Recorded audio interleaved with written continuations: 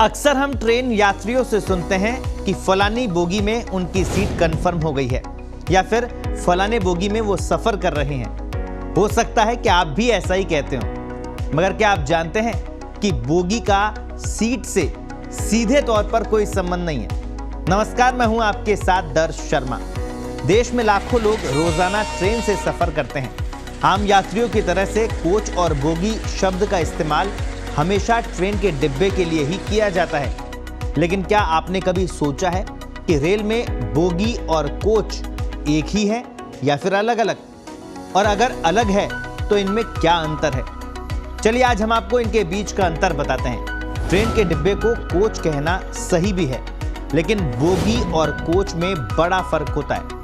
Bogie को ही train का डिब्बा बोलना कुछ ऐसा है जैसे किसी घर की नींव को घर कह देना। वो उसकी बुनियाद जरूर है, लेकिन घर नहीं है। बोगी पर बैठकर आप सवारी नहीं कर सकते हैं, क्योंकि बोगी रेलवे कोच का एक हिस्सा होता है जिस पर कोच टिका होता है। यानी जो आप रेलवे के पहिए देखते हैं वो एक बोगी से जुड़े होते हैं। ट्रेन के 4 से 6 पहियों को एक्सल यानी मोटी लोहे की रॉड से जोड़ा जाता है, जिसके बाद एक बोगी तैयार होती है। ट्रेन को रोकने के लिए बोगियों में ही ब्रेक्स को फिट किया जाता है। इसके लिए बोगी में हर पहिए पर ब्रेक फिट होते हैं, जिससे पूरी ट्रेन को एक समान रोका जा सके।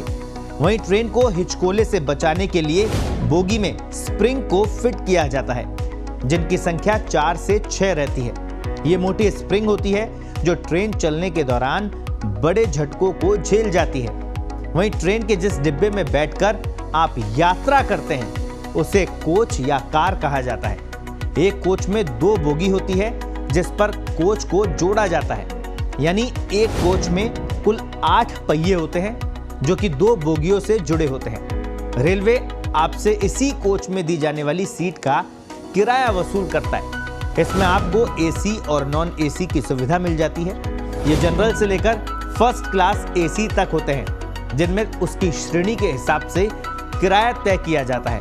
एक पैसेंजर ट्रेन में एसी, नॉन एसी, जनरल और लगेज कोच को मिलाकर 24 कोच तक लगाए जाते हैं। कई बार इनकी संख्या कम या ज्यादा हो सकती है।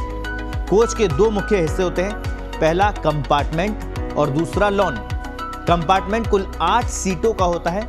इसमें 6 सीटें एक तरफ और 2 सीटें दूसरी तरफ होती है। एक कोच में अधिकतम 9 कंपार्टमेंट होते हैं। ऐसे में एक कोच में अधिकतम 72 सीटें होती है। वहीं एक कोच में एक दरवाजे से दूसरे दरवाजे तक गुजरने वाले रास्ते को लॉन कहा जाता है।